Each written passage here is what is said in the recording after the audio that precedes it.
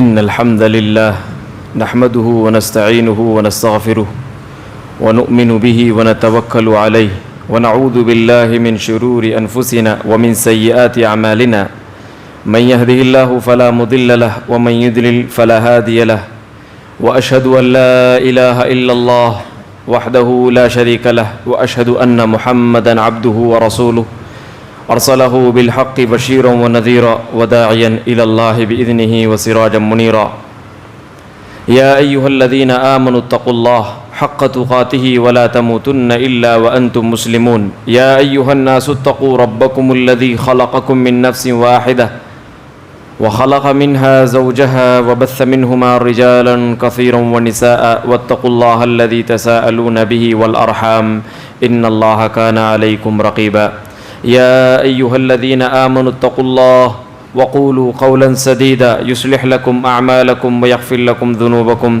ومن يطع الله ورسوله فقد فاز فوزا عظيما أما بعد فإن خير الحديث كتاب الله وخير الهدي هدي محمد صلى الله عليه وسلم وشر الأمور محدثاتها وكل محدثة بدعة وكل بدعة ضلالة وكل ضلالة في النار فأعوذ بالله من الشيطان الرجيم من همزه ونفخه ونفثه بسم الله الرحمن الرحيم يسألونك ماذا ينفقون قل ما أنفقتم من خير فللوالدين والأقربين واليتامى والمساكين وابن السبيل وما تفعلوا من خير فإن الله به عليم. ہر قسم کی کبریائی بڑائی مدح و ستائش صرف ایک خالق کائنات کے لیے جس نے ہر چیز کو پیدا فرمایا. درود و سلام و تمام پیغمبروں پر بالخصوص امام الانبیاء تاجدار مدینہ سرور کونین جناب محمد رسول اللہ صلی اللہ علیہ وسلم پر، ان کے آل اصحاب اور ازواج پر. مختصر سی حمد و صلوات کے بعد آپ حضرات کے درمیان حقوق والدین کے بارے میں کچھ باتیں گوشے گزار کرنا چاہتا ہوں.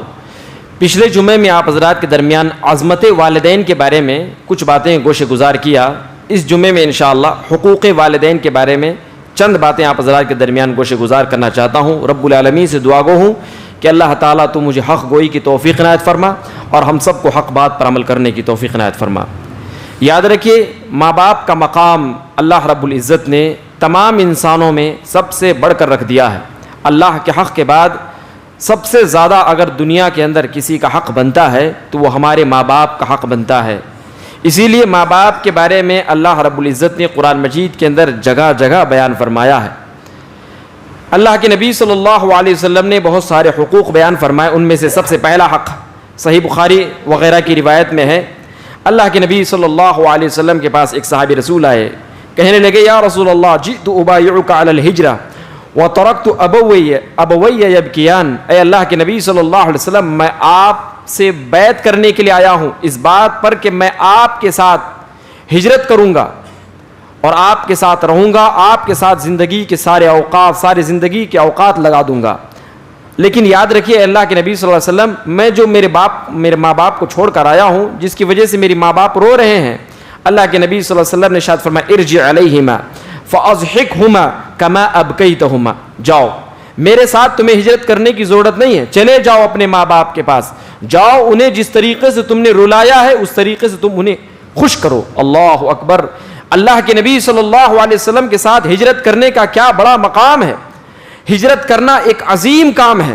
اللہ کے نبی صلی اللہ علیہ وسلم نے اس کے بارے میں بہت ساری خوبیاں بیان فرمائی. اللہ کے نبی بیان فرمائے ہیں کہ جو کوئی بندے مومن ہجرت کرتا ہے اللہ تعالیٰ اس کی زندگی کے سارے گناہ معاف فرما دیتا ہے. اتنا عظیم کام کرنے کے لیے وہ صحابی رسول اللہ کے نبی صلی اللہ علیہ وسلم کے ساتھ ہونا چاہ رہا تھا، لیکن اس نے اللہ کے نبی صلی اللہ علیہ وسلم کے پاس بات رکھ دیا کہ اللہ کے نبی، میرے ماں باپ میری ہجرت کی وجہ سے رو رہے ہیں.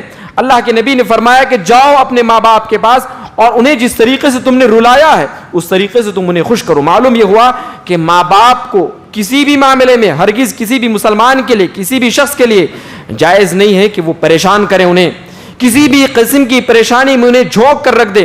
لہذا بعض علماء اس بات کو بیان کرتے ہیں کہ ان کے جو ماں باپ تھے ابھی کافر تھے، مشرک تھے، مسلمان نہیں ہوئے تھے، ان کے ساتھ ہجرت کرنے کے لیے تیار نہیں ہوئے تھے، اسی لیے اکیلا بیٹا اس بات کے لیے کھڑا ہو گیا کہ میں ہجرت کروں گا، تم ہجرت کرو یا نہ کرو۔ لیکن اس کے باوجود بھی اللہ کے نبی صلی اللہ علیہ وسلم نے حکم دیا کہ گرچہ تمہارے ماں باپ مشرک ہیں پھر بھی پہلے ان کی خدمت کرو، بعد میں ہجرت کرنے کی جب نوبت آئے گی تب دیکھا جائے گا۔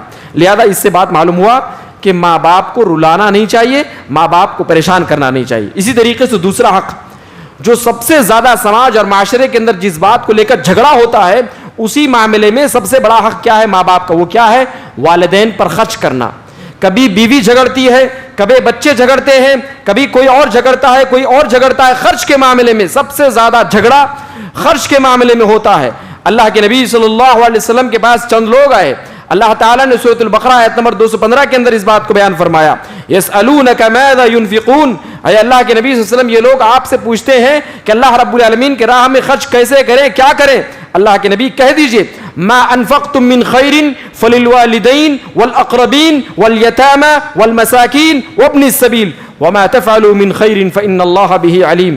اللہ رب العالمین نے ارشاد فرما دیا کہ جو کچھ بھی تمہارے مال و دولت ہے، جتنا بھی تمہارے پاس مال و دولت ہے، سارا کا سارا مال و دولت میں جس کا سب سے زیادہ حق ہے وہ تمہارے والدین ہیں، والاقربین اس کے بعد قریبی لوگ ہیں جیسے بیوی ہیں، بچے ہیں، اسی طریقے سے پوتے اور پوتیاں ہیں اور دیگر، سب سے پہلے ماں باپ کا حق ہے، اس کے بعد تمہارے اولاد وغیرہ جو کچھ بھی قریبی رشتہ دار ہیں ان کا حق ہے، پھر مسکین کا حق ہے، یتیم کا حق ہے، مسکین کا حق ہے اور مسافر کا حق ہے۔ وما تفعلوا من خیر فإن اللہ به علیم، اور جس قسم کے بھی خیر کے کام تم کرتے ہو اللہ تعالیٰ بخوبی جانتا ہے۔ یعنی اللہ تعالیٰ نے اس بات کو صاف کر دیا ہے کہ دیکھو ماں باپ کے ساتھ تمہارے خیر کا معاملہ کیسا ہے، خرچ کرنے کا معاملہ کیسا ہے۔ کہیں ایسا تو نہیں ہے کہ تم قرابت داروں کو ماں باپ سے زیادہ ترجیح دے رہے ہو، کہیں ایسا تو نہیں ہے کہ ماں باپ کی جانب تمہارا توجہ ہی نہیں ہے خرچ کرنے کے معاملے میں، کہیں ایسا تو نہیں ہے کہ تم ماں باپ کے حق میں حق تلفی کر رہے ہو۔ اللہ رب العالمین نے بیان فرما دیا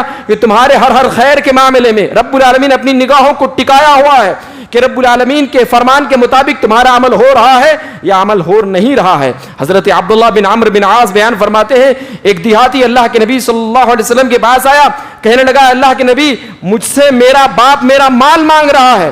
اللہ کے نبی صلی اللہ علیہ وسلم نے فرمایا انت ومالک لابیک، ارے کیسا نہیں مانگے گا تیرا باپ تیرا مال، تو اور تیرا سارا مال تیرے باپ کا ہے۔ اللہ اکبر، تو اور تیرا سارا مال، ایک پھوٹی کوڑی بھی تیری نہیں، سارا کا سارا مال تیرے باپ کا ہے۔ یہ اللہ کے نبی نے بیان فرمایا، پھر فرمایا ان اولادکم من اطیب کسبکم فکلوا من اموالہم، اللہ کے نبی نے فرمایا کہ دیکھو تمہارے سب سے بہترین کمائیوں میں سے سب سے بہترین جو تمہاری کمائی ہے وہ تمہارے اولاد ہیں، تمہارے اولاد کو تم سب سے زیادہ پاکیزہ رکھو، اور تمہارے اولاد جو مال و دولت اکٹھا کرتے ہیں وہ تمہارے لیے سب سے زیادہ پاکیزہ حلال مال ہے، تم اس کو کھاؤ۔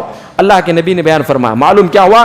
ماں باپ کو سب سے زیادہ حق ہے اس بات کا کہ اپنے اولاد کے مال و دولت سے کھائے پیے، خرچ کرے، ان سے خرچہ مانگے، ان سے خرچہ وصول کرے، یہ ماں باپ کا سب سے بڑا حق بنتا ہے۔ اللہ کے نبی نے تو بیان فرما دیا کہ تو اور تیرا سارا مال تیرے باپ کا ہے۔ اللہ اکبر، اتنی بڑی بات اللہ کے نبی صلی اللہ علیہ وسلم نے بیان فرمایا، اور آج ہم ہیں کہ مال و دولت اپنے ماں باپ کو دینے میں بھی کتراتے ہیں، دینے میں بھی کتراتے ہیں، جھجک محسوس کرتے ہیں، حالانکہ سب سے بڑی نیکی کہ اللہ رب العزت نے بیان فرما دیا کہ اللہ رب العالمین کے راہ میں خرچ کرنا چاہتے ہو، سب سے بڑی نیکی مسجد کو خرچ کرنا نہیں ہے، مدرسے کو دینا نہیں ہے، اور اپنے اولاد کے اوپر نہیں ہے، بلکہ اس سے بھی بڑی نیکی کیا ہے؟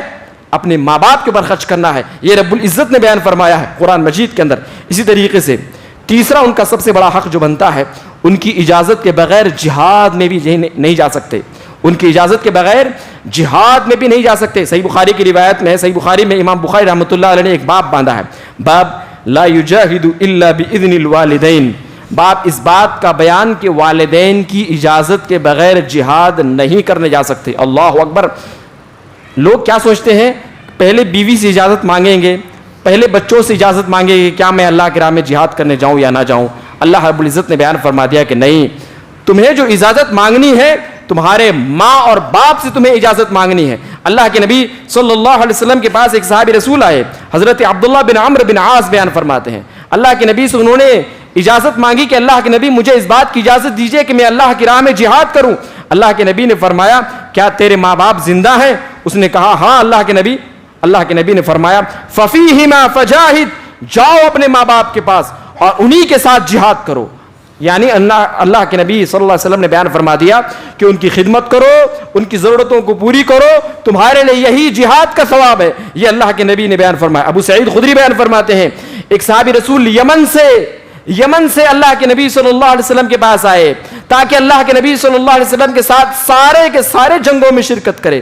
اللہ کے نبی صلی اللہ علیہ وسلم کے پاس آئے, کہنے لگے اللہ کے نبی صلی اللہ علیہ وسلم میں آپ کے ساتھ اللہ رب العالمین کی راہ میں جہاد کرنا چاہتا ہوں, سارے کے سارے غزوات میں میرے نام لکھ لیجئے, چاہے جتنے بھی غزوات ہیں سارے غزوات میں لڑوں گا. اللہ کے نبی نے فرمایا یہ بتا کیا تیرے ماں باپ زندہ ہیں؟ یمن کے اندر کیا تیرے ماں باپ زندہ ہیں؟ انہوں نے کہا ہاں اللہ کے نبی نے فرمایا ارجع الیہما فاستأذنہما, جاؤ اپنے ماں باپ کے پاس اور جا کر ان سے پہلے اجازت مانگو کہ کیا میں اللہ کی راہ میں جہاد کروں یا نہ کروں. اگر وہ تمہیں جہاد کرنے کی اجازت دے تو تم اللہ رب العالمین کی راہ میں جہاد کرو, اگر تمہیں اجازت نہ دے تو ان کے ساتھ رہو اور ان کے ساتھ بھلائی کرو, حسن سلوک کرو. اللہ اکبر. جہاد کے بارے میں صحابہ رسول نے اجازت مانگی. جہاں مال اور دولت, جہاں انسان اپنی جان کو لگا کر اللہ رب العالمین کے کلمے کو بلند کرنے کے خاطر اپنی زندگی کے سارے بہترین اوقات اور اپنی زندگی کے کمائے ہوئے بہترین مال اللہ کی راہ میں خرچ کر دیتا ہے, اللہ کے نبی نے بیان فرمایا اس سے بھی بڑی نیکی کیا ہے؟ ماں باپ کی خدمت کرنا ہے. پہلے ماں باپ کی خدمت کرو. اگر ماں باپ تمہیں اس بات کی اجازت دے کہ جاؤ اللہ کے راہ میں تم جہاد کر سکتے ہو تب تم جہاد کر سکتے ہو, ورنہ تمہارا جہاد بھی صحیح نہیں ہے. اللہ کے نبی صلی اللہ علیہ وسلم نے انہیں منع فرما دیا. اسی طریقے سے نفلی عبادات سے بھی بہتر کیا ہے؟ ماں باپ کی خدمت کرنا ہے. اللہ اکبر. صحیح بخاری کی روایت ہے, حضرت ابو ہریرہ بیان فرماتے ہیں, لمبی روایت ہے, اللہ کے نبی نے بیان فرمایا کہ 3 ایسے لوگ ہیں جنہوں نے چھوٹے پن میں ہی گفتگو کر لیا. ان میں سے حضرت عیسیٰ علیہ السلام ایک ہیں, اور ان میں سے ایک جریج کے ساتھ جو بچہ تھا وہ ہے. اللہ کے نبی صلی اللہ علیہ وسلم بیان فرماتے ہیں کہ جریج کا معاملہ ایسا ہے کہ جریج اللہ رب العالمین کی عبادت کرنے کے خاطر پہاڑ کی چوٹی پر بسیرا اختیار کر لیا.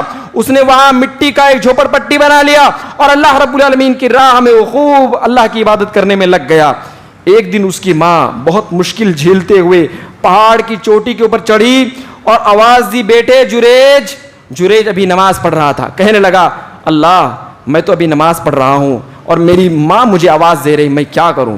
لیکن پھر انہوں نے چاہا کہ نہیں, میں نماز کو کنٹینیو کرتا ہوں. وہ نماز کو کنٹینیو کرنے لگے, یہاں تک کہ ان کی ماں تنگ آ گئی, پکار کر ان کی ماں واپس چلی گئی. پھر دوسری مرتبہ ان کی ماں دوبارہ آئی, اس وقت بھی جریج نماز میں تھے. ان کی ماں نے پھر آواز لگائی, جریج میری طرف آ. پہاڑ کی چوٹی پر ان کی ماں بڑی مشقت کے ساتھ مشکلات کو جھیلتے ہوئے چڑھی اور اپنے بیٹے کو آواز دی. بیٹا نہیں آیا, بیٹا نماز میں تھا, اتنے بڑے کام میں لگا ہوا تھا. لہذا جب ماں ان کی جانے لگی تو ان کی ماں نے بددعا دے دیا اور کہا کہ اللہ میرے بیٹے اس جریج کو اس وقت تک موت نہ دینا جب تک کہ یہ کسی بدکار عورت کے چہرے کو نہ دیکھ لے. جریج کے بارے میں ہے کہ ان کی ماں تو واپس چلی گئی, ان کی ماں تو دوبارہ آئی نہیں, لیکن کچھ دنوں کے بعد ہی یہ واقعہ رونما ہوا کہ ایک عورت اپنے ساتھ ایک چھوٹا سا بچہ لیے ہوئے اپنی قوم میں آئی. لوگوں نے پوچھا کہ یہ کس کا بچہ ہے؟ تو اس عورت نے کہا کہ یہ بچہ وہ جو پہاڑ کی چوٹی پر ایک عابد جو عبادت گزار جریج ہے وہ اس کا بچہ ہے. لہذا لوگوں نے اس پر حملہ کر دیا, اس کی جھوپڑی کو توڑ دیا, اس کو گھسیٹ کر پہاڑ کے نیچے اتارا اور خوب مارا, خوب پیٹا. جریج نے کہا کہ مجھے کچھ لمحے اجازت دو تاکہ میں رب العالمین سے گفتگو کر لوں اور پھر تمہارا معاملہ حل ہو جائے گا. فرمایا کہ جاؤ. لوگوں نے کہا کہ ٹھیک ہے ہم تمہیں اجازت دیتے ہیں, اس کے بعد تمہیں تو سنسار کر دیں گے, پتھر مار مار کر تمہیں ہلاک کر دیں گے. جریج نے کہا کہ مجھے کچھ دیر مہلت دے دو. جریج فوراً اٹھے, وضو کیے, نماز پڑھے اور اس کے بعد اس چھوٹے سے بچے کے پاس جو ابھی 1 دن کا بچہ تھا اس بچے کے پاس گئے اور پوچھا من ابوک یا غلام, اے بچے تیرا باپ کون ہے؟ بچہ نے کہا الراعی, میرا باپ میرا باپ جو ہے وہ ایک چرواہا ہے، بکری کا چرواہا ہے، اس کے بال ایسے اور ایسے ہیں۔ جریج نے جیسے ہی اس بچے سے پوچھا اور اس بچے نے جواب دیا، لوگوں نے سنا اور کہا کہ نبنی، ہم چاہتے ہیں کہ تمہارے لیے سونے کا گھر بنا دیں۔ جریج نے کہا کہ نہیں، میرے لیے سونے کا گھر مت بناؤ، بس میرے لیے مٹی کا وہی گھر بنا دو اور میری مرہم پٹی ہو جائے، وہی میرے لیے کافی ہے۔ اللہ اکبر! سوچئے کہ ماں کی انہوں نے پکار پر لبیک نہیں کہا، حالت نماز میں تھے۔ نفلی عبادت سے بہتر کیا ہے؟ ماں باپ کی ضرورتیں پوری کرنا ہے، ماں باپ کی پکار کو سننا ہے، ماں باپ کی حاجت کو پوری کرنا ہے، یہ نفلی عبادتوں سے بہتر ہے۔ اگر نفلی عبادت سے بہتر نہ ہوتی تو جریج کی جو ماں نے بددعا دیا تھا وہ بددعا قبول نہ ہوتی۔ اللہ رب العالمین کے حضور جو بددعا قبول ہوئی ہے اس کی وجہ یہی ہے کہ وہ نفلی عبادت میں لگے ہوئے تھے۔ اگر وہ چاہتے تو نماز کو توڑ کر اپنی ماں کی آواز پر لبیک کہتے، پھر ان کی ضرورت کو پوری کرتے اور اپنی نماز کو مکمل کرتے، یہ ان کا طریقہ ہونا چاہیے تھا۔ لہذا نفلی عبادت سے بہتر کیا ہے؟ ماں باپ کی حاجت کو پوری کرنا ہے، ان کی ضرورتوں کو پوری کرنا ہے۔ اسی طریقے سے ماں باپ کو برا بھلا کہنا، ماں باپ کو برا بھلا کہنا بہت بڑا گناہ ہے۔ حضرت عبداللہ بن عمرو بن عاص بیان فرماتے ہیں، اللہ کے نبی نے فرمایا، ان من اکبر الکبائر ان یلعن الرجل والدیہ، سب سے بڑے گناہوں میں سے گناہ یہ ہے کہ کوئی آدمی اپنے ماں باپ کو گالی دے۔ لوگوں نے کہا کیف یلعن الرجل والدیہ، اللہ کے نبی، ماں باپ نے مصیبتیں جھیل جھیل کر بچے کو اتنا بڑا کیا ہے اور بڑے ہو کر کے بچہ گالی دے، یہ کیسے ممکن ہو سکتا ہے؟ ناممکن ہے۔ ہمارے سماج اور معاشرے میں کیا کوئی آدمی یہ سمجھ سکتا ہے کہ ناممکن بات ہے؟ نہیں، گھر گھر کے اندر یہ ماحول بن چکا ہے کہ بچہ اپنے ماں کو گالی دیتا ہے، بچہ اپنے باپ کو گالی دیتا ہے، لہذا نہ ماں کا لحاظ رکھتا ہے نہ باپ کا لحاظ رکھتا ہے۔ صحابہ کرام نے پوچھا کہ اللہ کے نبی کیسے ہو سکتا ہے یہ؟ اللہ کے نبی نے فرمایا کہ یہ تو ڈائریکٹ ہو سکتا ہے، ایک طریقہ یہ بھی ہے، یسب الرجل ابا الرجل فیسب ابا ویسب امہ، ایک طریقہ یہ بھی ہے کہ تم کسی کے باپ کو گالی دو اور وہ بدلے میں تمہارے باپ کو گالی دے، تم کسی کی ماں کو گالی دو اور بدلے میں وہ تمہاری ماں کو گالی دے۔ یہ ایسا ہی ہے جیسے کہ تم اپنی ماں کو بذات خود گالی دیتے ہو، تم اپنے باپ کو بذات خود گالی دیتے ہو، یہ ایسے ہی گناہ ہے۔ اللہ اکبر! تو اللہ کے نبی نے صاف کر دیا ہے کہ سب سے بڑے گناہوں میں سے ایک گناہ یہ بھی ہے کہ کوئی آدمی اپنے ماں باپ کو گالی دے۔ گالی دینا اتنا بڑا گناہ ہے، اور مارنا پیٹنا سوچ لیجئے، مارنا پیٹنا سوچ لیجئے، دھکے دے کر گھر سے باہر نکالنا سوچ لیجئے کتنا بڑا گناہ ہوگا، کتنا عظیم گناہ ہوگا۔ اسی طریقے سے کوئی آدمی ماں باپ کے حق کو ادا کرنا چاہتا ہے تو ایک حق ماں باپ کا یہ بھی ہے کہ ان کی موت کے بعد یا ان کی زندگی میں ان کے جیتے جی ان کے حق میں دعائیں کرنا۔ اللہ رب العزت نے سورہ اسراء کے اندر ہمیں سکھلایا ہے دعا، رب ارحمہما کما ربیانی صغیرا، کہ رب العالمین سے دعائیں کرو کہ اے رب العزت تو میرے ماں باپ پر رحم کرنا، ویسے ہی رحم کرنا جیسا کہ انہوں نے بچپن میں مجھ پر رحم و کرم کیا تھا۔ اور بچپن میں کیسے کیسے رحم و کرم کرتے ہیں ماں باپ، وہ تو آپ اچھی طریقے سے اندازہ لگا سکتے ہیں۔ بچپن ہی نہیں بلکہ جب تک شادی نہیں ہو جاتی ہے تب تک ماں کا باپ کا احسان لگا ہوا رہتا ہے۔ کپڑے گندے ہوئے ماں دھلے گی، ضرورتیں پوری کرنی ہے باپ ضرورت پوری کرے گا، کہیں ایڈمیشن لینا ہے باپ فیس دے گا، ہر معاملے میں ماں اور ہر معاملے میں باپ، یہاں تک کہ شادی نہ ہو جائے اور شادی ہوتے ہی ماں باپ پرائے ہو جاتے ہیں۔ ایسا نہیں ہونا چاہیے، یہ عظیم گناہ ہے۔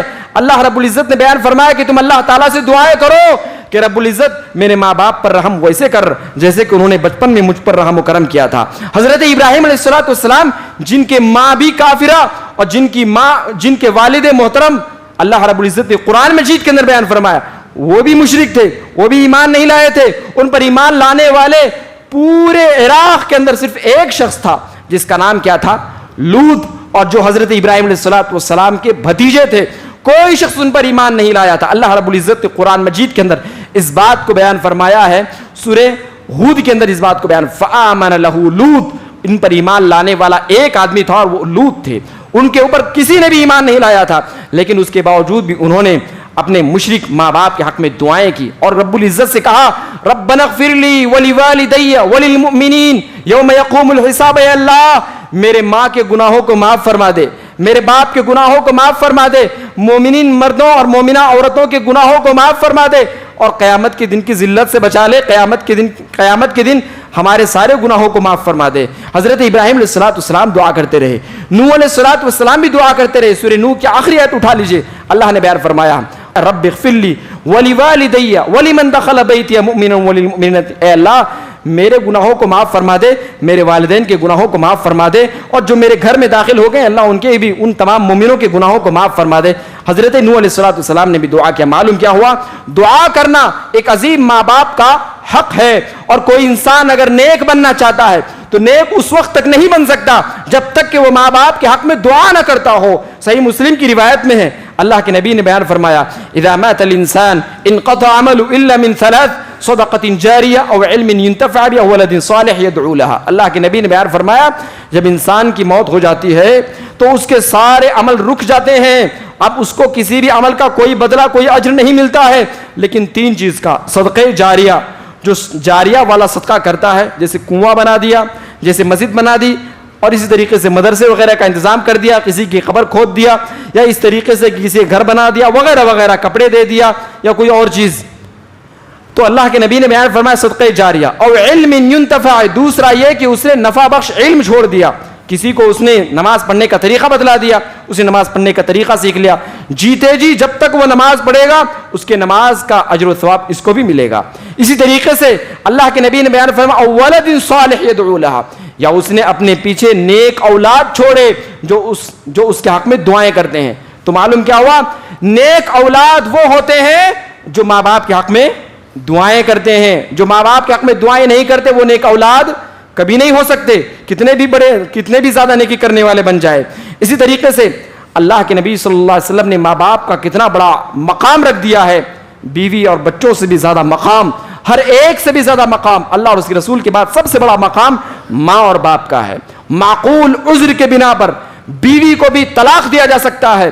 حضرت ابو الدرداء رضی اللہ تعالیٰ عنہ کے پاس ایک آدمی آیا، اس نے کہا کہ میری ماں مجھے کہتی ہے کہ تو اپنی بیوی کو طلاق دے دے، تیری بیوی کے اندر یہ عادتیں بری ہیں، یہ بد اخلاقیاں ہیں، یہ بے حیائیاں ہیں، تو اپنی ماں کی بات کو مانوں یا نہ مانوں؟ ابو الدرداء رضی اللہ تعالیٰ نے فرمایا الوالد اوسط ابواب الجنہ فإن شئت فأضع ذلك الباب او احفظ، تیری مرضی۔ اللہ کے نبی صلی اللہ علیہ وسلم نے تو ماں سے کم درجے باپ کے بارے میں بیان فرمایا ہے کہ باپ جنت کے بیچوں بیچ کا دروازہ ہے، اگر تم چاہو تو اس دروازے کو ضائع کر دو، اگر تم چاہو تو اس دروازے کی حفاظت کر لو۔ میں تو کہوں گا کہ تو اپنی بیوی کو طلاق دے دے تیری ماں کے کہنے کی بنا پر۔ اللہ اکبر۔ معلوم کیا ہوا؟ اگر ماں معقول عذر بیان کرتی ہے کہ تیری بیوی کے اندر عادات، اخلاق، بے حیائی اور اس طریقے سے بہت ساری برائیاں ہیں جس کی وجہ سے تو اپنی بیوی کو اپنے پاس نہیں رکھ سکتا، اگر رکھے گا تو اپنی آخرت ضائع کر لے گا، تو لہذا آدمی کو چاہیے کہ اپنی ماں کی بات کو مان لے اور اپنی بیوی کو طلاق دے دے۔ حضرت عبداللہ ابن عمر رضی اللہ تعالیٰ عنہ بیان فرماتے ہیں ایک عورت سے میں نے شادی کیا، کانت تحتی امرأة وکنت احبہما، اس عورت سے میں بے پناہ محبت کیا کرتا تھا، لیکن شاید اس کی کوئی بد اخلاقی اور کوئی برائی تھی جس کی وجہ سے میرا باپ عمر اسے بہت ناپسند کرتا تھا۔ عمر رضی اللہ تعالیٰ عنہ نے مجھے بلایا، کہا کہ بیٹے طلقھا، اپنی بیوی کو طلاق دے دے۔ میں نے کہا جا، میں طلاق نہیں دوں گا۔ حضرت عمر بن خطاب رضی اللہ تعالیٰ عنہ اللہ کے نبی صلی اللہ علیہ وسلم کے دربار میں آئے، کہا اللہ کے نبی میرا بیٹا بڑا ہو گیا ہے، میرا بیٹا میرا ہم پلہ ہو گیا، ہم مقابل ہو گیا ہے، میری بات کو ماننے سے انکار کر رہا ہے اور کہہ رہا ہے کہ میں اپنی بیوی کو طلاق نہیں دوں گا۔ اللہ کے نبی نے بلایا عبداللہ بن عمر کو اور کہا کہ اے عبداللہ بن عمر، تو اپنی باپ کی بات کو مان لے، تیرا باپ تو وہ ہے جو حق و باطل کو جانتا ہے، حق کس کے اندر ہے، باطل کس کے اندر ہے، خرابی کس کے اندر ہے، اچھائی کس کے اندر ہے، تیرا باپ حق اور باطل کو جانتا ہے، تیری باپ کی بات کو مان لے اور تو اپنی بیوی کو طلاق دے دے۔ انہوں نے اپنی بیوی کو طلاق دے دیا۔ اللہ اکبر۔ اگر باپ ایسا ہے جو حق اور باطل کو سمجھ سکتا ہے عبداللہ بن عمر رضی اللہ تعالیٰ عنہ کے والد محترم عمر بن خطاب کی طرح، تو لہذا وہ اپنے باپ کے کہنے پر بیوی کو طلاق دے سکتا ہے۔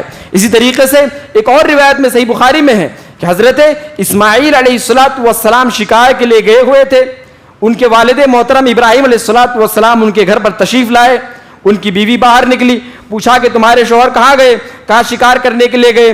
کہا پوچھا یہ بتاؤ کہ تمہارا گزران کیسا چلتا ہے؟ کہا گزران بڑی مشقتوں کے ساتھ چلتا ہے، کھانے پینے میں بڑی تکلیف ہوتی ہے۔ حضرت ابراہیم علیہ السلام نے فرمایا کہ جب تمہارا شوہر آئے تو تم اسے کہنا سلام کہا ہے ایک آنے والے مہمان نے ایک جو مہمان آیا ہوا تھا اس نے تمہیں سلام کہا ہے, اور اسی کے ساتھ یہ بھی کہہ دینا کہ گھر کی چوکھٹ بدل لے, گھر کی دہلیز بدل لے. جب اسماعیل علیہ الصلوۃ والسلام گھر واپس آئے تو اسماعیل علیہ الصلوۃ والسلام کو یوں محسوس ہوا کہ کوئی ہمارے گھر میں آیا ہوا تھا. بیوی سے پوچھا کوئی آیا تھا گھر میں؟ کہا ہاں. کہا کیا پوچھا؟ کہا پوچھا تھا تمہارے شوہر کہاں ہے, تمہارا گزارن کیسے چلتا ہے. لہذا پھر پوچھا کہ کچھ حکم دیا ہے کسی چیز کا؟ کہا کہ ہاں ایک چیز کا انہوں نے حکم دیا اور کہا کہ گھر کی دہلیز کو بدل لینا, اور یہ بھی کہا کہ تمہیں سلام کہہ دینا. حضرت اسماعیل علیہ السلام نے فرمایا کہ یہ میرے والد محترم تھے, اور جو انہوں نے مجھے حکم دیا ہے وہ اس بات کا حکم دیا ہے کہ میں تجھے طلاق دے دوں. تیرے اندر ناشکری پائی جاتی ہے, لہذا میرے باپ نے مجھے حکم دیا کہ میں تجھے طلاق دے دوں, چلی جا تو اپنے والد محترم کے گھر. لہذا انہیں طلاق دے دیا. اللہ اکبر.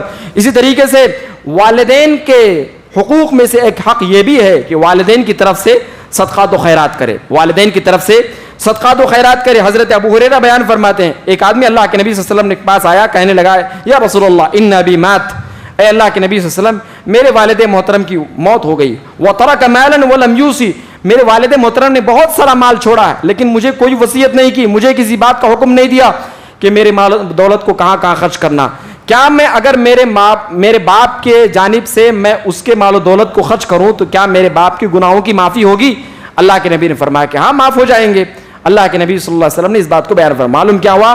ماں باپ کی جانب سے صدقات و خیرات کرنا چاہیے. اسی طریقے سے ایک اور روایت میں ماں عائشہ رضی اللہ تعالیٰ عنہا بیان فرماتے ہیں ایک آدمی اللہ کے نبی کے پاس آیا, اللہ کے نبی سے کہنے لگا اللہ کے نبی ان امی افتلتت, اے اللہ کے نبی صلی اللہ علیہ وسلم میری ماں اچانک موت پا گئی, اگر میں میری ماں کے پاس ہوتا تو میری ماں مجھے کچھ نہ کچھ صدقات و خیرات کرنے کے لیے کہتی, تو میں کیا کروں؟ میری ماں کی جانب سے کچھ صدقات و خیرات کر دوں, میری ماں کو اجر ملے گا؟ اللہ کے نبی نے فرمایا کہ ہاں اجر ملے گا, ثواب ملے گا, تو اپنی ماں کی جانب سے صدقات و خیرات کر دے. سعد بن عبادہ بیان فرماتے ہیں کہ میں اللہ کے نبی صلی اللہ علیہ وسلم کے دربار میں آیا, کہا اللہ کے نبی میری ماں کی موت ہو گئی ہے اور میری ماں کی جانب سے میں صدقات و خیرات کرنا چاہتا ہوں, اللہ کے نبی میں کیا صدقات و خیرات کروں؟ اللہ کے نبی نے فرمایا الماء, پانی کا صدقہ کر دے, پانی کا صدقہ کر دے.